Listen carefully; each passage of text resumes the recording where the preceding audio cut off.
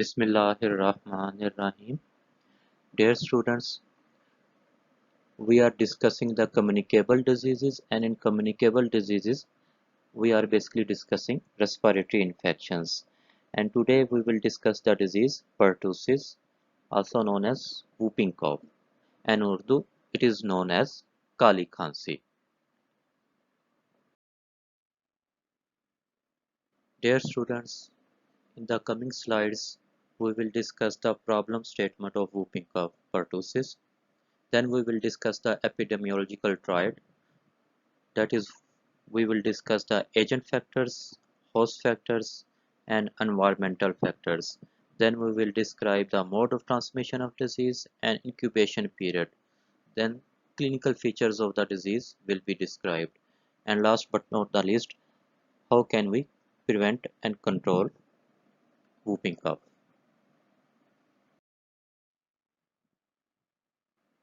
Pertussis whooping cough is an acute infectious disease which is usually of young children, and it is caused by a bacterium known as Bordetella pertussis. Clinically, this disease is characterized by insidious onset with low-grade fever and irritating cough. This irritating cough gradually becomes paroxysmal with characteristic whoop, which is often associated with cyanosis and vomiting. The spectrum of this disease varies, and it varies from severe illness to atypical and mild illness which is without whoop. Chinese call it a 100-ray cough.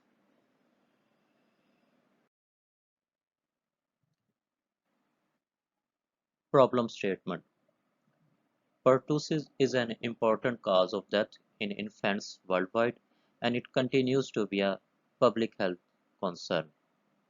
When we talk about the statistics, during 2012, about 2.49 lakhs cases were reported to World Health Organization, and the DPT-3 immunization rate was 83%. Pertussis is one of the most lethal diseases of infants and children who have not been immunized, and particularly those who are having the underlying malnutrition or other respiratory infections. Although pertussis is a disease of young children, but pertussis is increasingly reported in older children, adolescents, and adults too.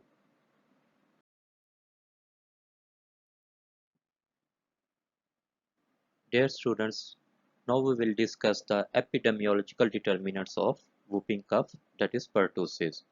First of all, we will discuss the agent factors. The agent is Bordetella pertussis, which is the causative agent in large proportion of cases. In very small percentage of cases, Bordetella parapertussis is responsible, and it is responsible for less than 5% of the cases. Bordetella pertussis is antigenically highly complex. It carries three major agglutinogens, 1, 2, and 3, and several minor ones. This bacterium survives only for very short periods of time outside the human body. Then the source of infection. Bordetella pertussis infects only man. The source of infection is a case of pertussis. A chronic carrier state does not exist. Very often, the source of infection may be mild, missed, or unrecognized cases. There is no evidence that the infection is ever subclinical. Infective material. Bordetella pertussis bacilli occur abundantly in nasopharyngeal secretions and bronchial secretions, and thus these secretions they are infective. And the objects which are freshly contaminated by these discharges and secretions, they are also infective. Regarding the incubation period, this whooping cough is most infectious during the catarrhal stage. However, the infective period extends from 1 week after exposure to 3 weeks after the onset of paroxysmal stage. In case of unimmunized household contacts, the secondary attack rate reaches about 90%.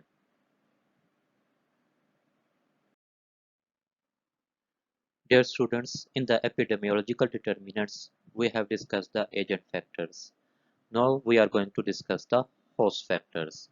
Age. Whooping cough is primarily a disease of infants and preschool children.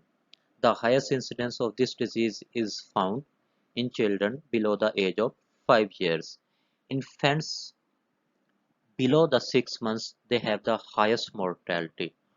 Older age groups, they represent an important source of infection for the susceptible infants. Now this disease is having a different age distribution in developing countries when compared with the developed countries. The median age of infection of whooping cough is between 20 to 30 months in developing countries, and in developed countries the median age of infection of whooping cough is 50 months. Incidence and fatality of Bordetella pertussis, they are observed to be more among female than the male children. When we talk about the immunity, recovery from the whooping cough or following adequate immunization is followed by the immunity. Secondary attack rates may occur in persons with declining immunity, but generally these are mild. Now the infants are susceptible to infection from birth because the maternal antibody does not seems and appear to give them protection, and there is no cross immunity with Bordetella parapertussis. Means if you get whooping cough with Bordetella pertussis, you don't get protection against Bordetella pertussis, parapertussis, and vice versa.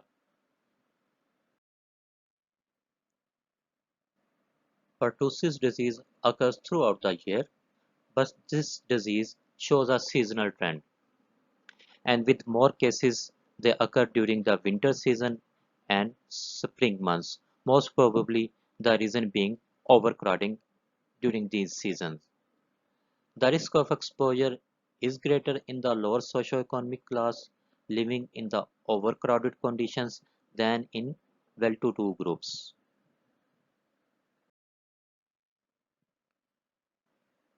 Whooping cough is spread mainly by droplet infection and by direct contact. Every time when a patient coughs, sneezes, or talks, a lot of bacilli they are spread into the air. Most children contact the infection from their playmates who are in the early stages of the disease. The role of fomites in the spread of infection appears to be very small unless the fomites they are freshly contaminated. Now the incubation of period of the disease is usually 7 to 14 days, but it is not more than 3 weeks. Dear students, now we will discuss the clinical features of whooping cough. Bordetella pertussis produces a localized infection. This organism is not invasive. It multiplies on the surface epithelium of the respiratory tract and causes inflammation and necrosis of the mucosa, and which leads to the secondary bacterial infection. There are three stages which have been described in the clinical course of this disease. These three stages are catarrhal stage, second stage is paroxysmal stage, and the third stage is convalescent stage. The first stage, catarrhal stage, lasts for about 10 days. In it, there is lacrimation, sneezing, coryza, anorexia, malaise, and a hacking night cough. The second stage is paroxysmal stage. This stage lasts for about 2 to 4 weeks.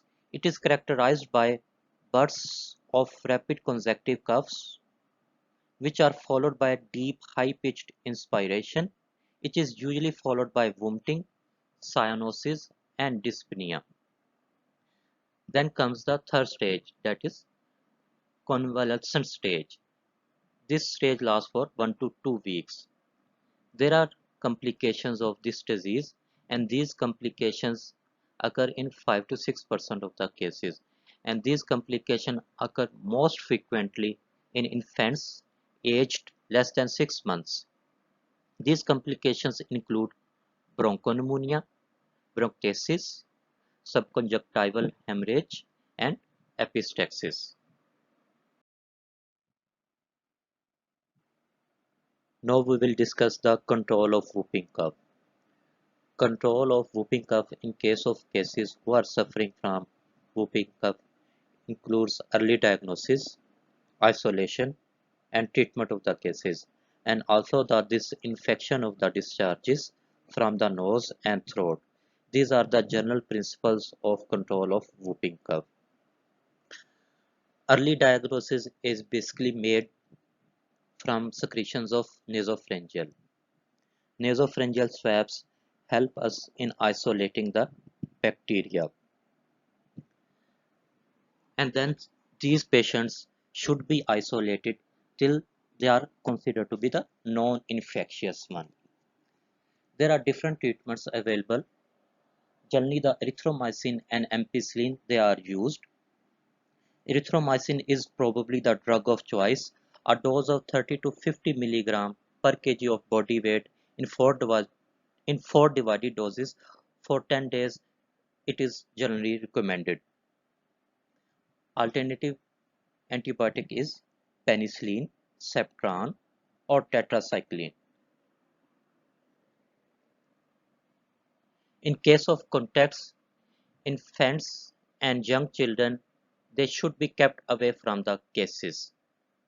Prophylactic antibiotic again includes the erythromycin and ampicillin, and again the treatment should be done for 10 days to the people who came in contact with the case of whooping cough.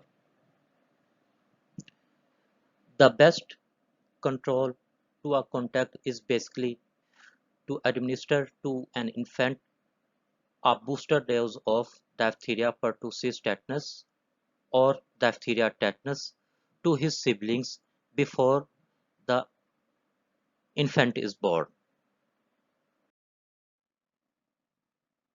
Dear students, for the control of whooping cough, active immunization in the form of vaccine is there. The vaccine which can be given is DPT, diphtheria pertussis tetanus vaccine, or pentavalent vaccine, which includes diphtheria, pertussis, tetanus, Haemophilus influenzae type B, and hepatitis B. Generally, the pentavalent vaccine is included in the EPI schedule, and it is given at 6, 10, and 14 weeks of age. Acellular pertussis vaccine is there, which is used for the adults and older children. There are few unwanted effects which occur after a pertussis vaccine. This includes localized reaction at the site of injection, mild fever, and irritability. There are few contraindications to pertussis vaccine, which include anaphylactic reaction, encephalopathy, a person or a strong family history of epilepsy, convulsions, or a similar CNS disorder. This concludes our today's lecture. Thank you very much.